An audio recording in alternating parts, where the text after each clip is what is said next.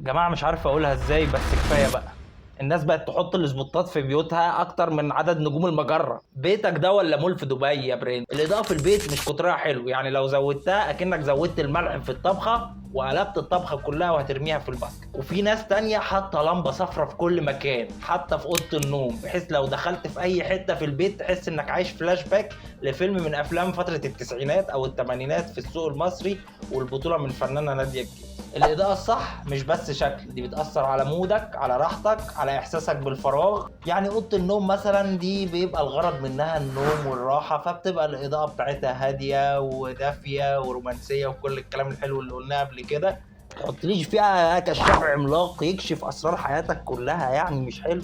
مش حلو على أعصابك وعلى تركيزك وعلى خصوصيتك حتى. مش حلو. فلو بتعمل بيتك دلوقتي ارجوك تاخد بالك من موضوع الاضاءه ده، ما تزودش الاضاءه فتعمينا او تقللها فنخاف نخش الحمام بالليل. خير الامور الوسط، اعمل اضاءه كويسه، احنا مش عايشين في ديسكو بارتي. سلام.